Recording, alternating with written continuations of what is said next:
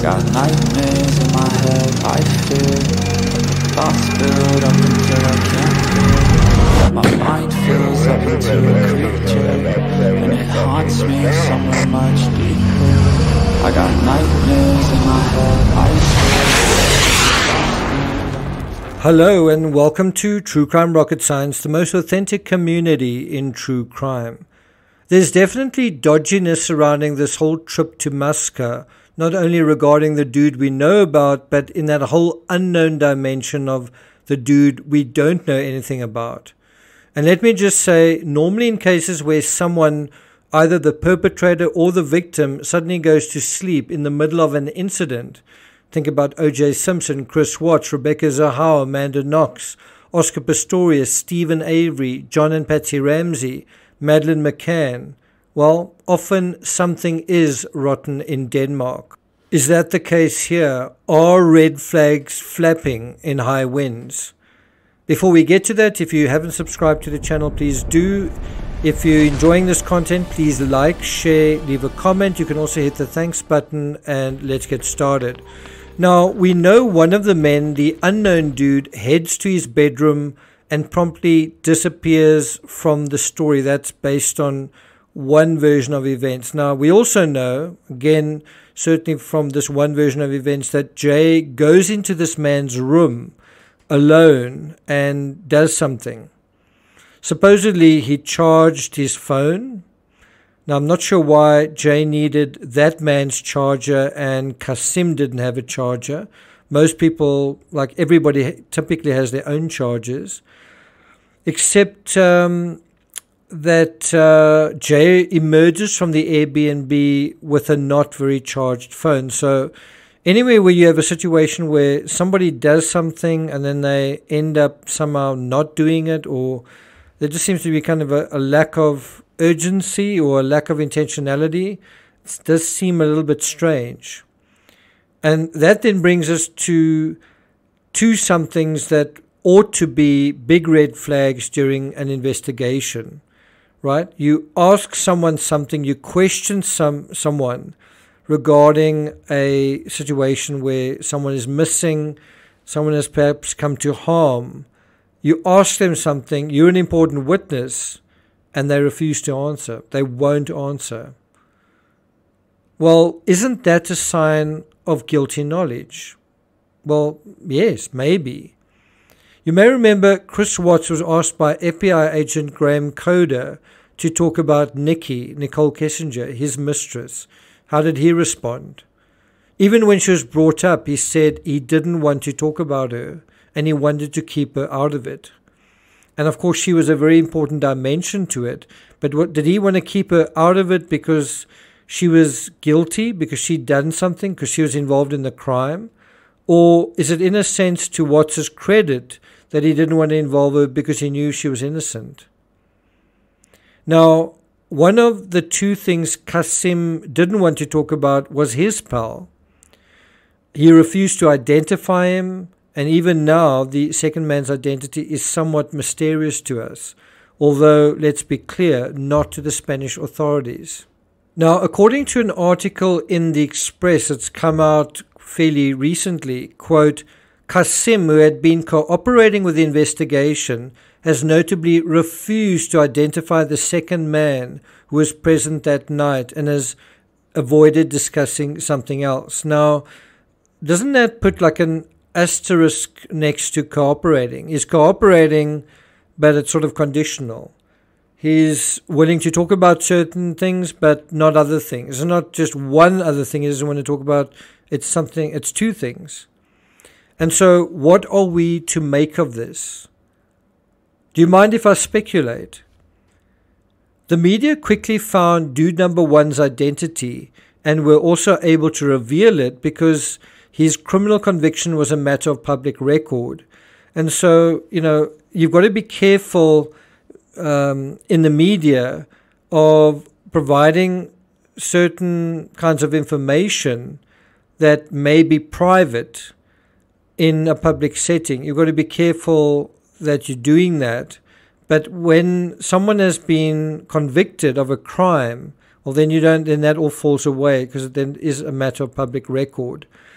And so I'm also thinking, that's part of it, but the other part of it is he's the guy who made the booking with Airbnb.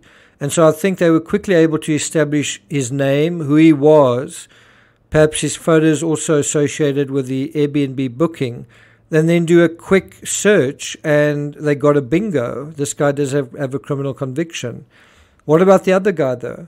Now, I wouldn't be surprised if the Airbnb owner had the one guy's passport details. I don't know if she would necessarily have the other person's. In hotels, it also tends to be the person who's paying the bill. So maybe that's how the other person's kind of gone under the radar. But I'm also guessing, and this is important to highlight, the other guy doesn't have a criminal conviction. That's a guess. Maybe he does. But I think if he did, then he would have been identified, and he would also been sort of tracked down and exposed already. And so I'm thinking the main difference is he doesn't have a criminal conviction, and perhaps he's in some kind of delicate situation that he wants to preserve. Maybe he's married, maybe he has children, and he wants to protect them against a scandal. Maybe he's got a job. He doesn't want to lose his job. And make no mistake, this kind of information coming to light, you could lose your job. It's very negative publicity. Or it could be that he just wants to protect his own privacy, and perhaps he's asked Kasim to honor his wishes, and maybe the two of them are good friends. So I think there is a perception that the unknown guy, am I right? A lot of the people out there think that he's even darker and more sinister, an even bigger criminal than Kasim, when the opposite may be true. I mean, think about it, who was driving? Kasim was driving. Who came out of the Airbnb to move the car? Kasim did that. Who rented the Airbnb? Kasim. Who was with Jay that morning? Who spoke to Jay? Who gave him a blanket? Who gave him a cigarette? Who offered to give him a ride back? Kasim. So how relevant at the end of the day is the other dude? So on that score, I don't really think we have a red flag. And it's not entirely based on fact. Some of it's intuitive. Some of it's based on what I think we can assume to be true. And again, just because we don't know who this other guy is, it doesn't mean he's a mob boss or a godfather.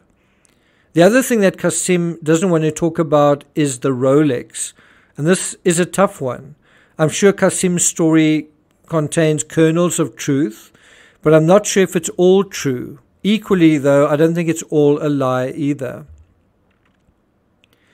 There is an overlap potentially between Kasim's drug trafficking past and Jay's potential appetite for drugs. We also know that Jay had a serious run-in with the law involving violence and drugs as well. And so at the time, the judge said, I make it very, very clear that all 8 of you have behaved disgracefully in relation to the violent disorder, but also intimidation of witnesses. This is important. Supply of Class A drugs and street robbery.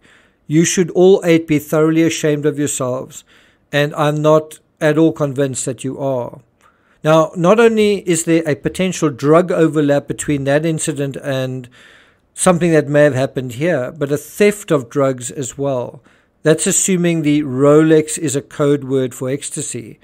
And I think we must assume that it is, because no Rolex was reported stolen. Also, if Jay is referring to ecstasy as Rolex, then he's perhaps more involved in drugs than simply consuming them. He knows this code word as well. I didn't know it. So how significant is the Rolex aspect and Kasim not wanting to talk about it? Well, it's difficult to say. If Kasim admits knowledge of it, it might be difficult to prove he wasn't an accessory if there was some criminal behavior taking place. He may also simply not want to implicate himself. It's difficult for me to imagine someone in their 40s actively trading with a teenager, like some sort of equal, having transactions. I don't mean one-way transactions. I don't mean like giving something and the other person receives it. I mean some kind of transactional thing, almost in a business sense. Obviously, it's possible, but the way Qasim and SLATER entered and left one another's lives seems far too casual to my liking. Had there been some big criminal partnership going on, I doubt whether Jay would have left first thing in the morning, only an hour or two or three after arriving. And then there's also the fact that they're staying in quite a cheap hotel. It's not like they're wheeling and dealing. Is it a £12,000 Rolex, but they're staying in a $40 a night Airbnb? Those two certainly don't go together. So if you ask me, if anything, Jay's early departure seems to indicate a lack of glue in terms of his association with Johnny Vegas, not that there was anything to join them by the hip. Now, there may be something we don't know. There may be a few things we don't know. And so in this respect, I'm willing to concede. I'm talking about things we don't know with regard to this whole Rolex narrative. And so in this respect, I'm willing to concede that an orange flag rises. And the fact that CSIs visited the Airbnb fairly late in the investigation seems to be a concession that from the authorities that they may have overlooked something. They weren't there very long, though. Does Qasim have some guilty knowledge? Well, it's hard to rule it out, but at the same time, based on what we know, how exactly does that elevate or escalate the incident to something nefarious? Let's say he does have guilty knowledge. Then what's the mechanism? How does all of this play out? Like Qasim's anonymous buddy, Qasim may well have innocent reasons for not wanting to talk about either of these things.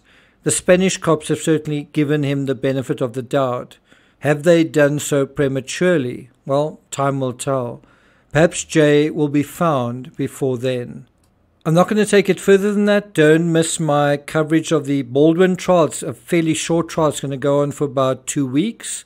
So look out for that starting at 3:30 UK time. That's 8:30 local time in New Mexico. Quite an early start for trials compared to what we're used to. Thank you for listening, and I'll see you guys next time.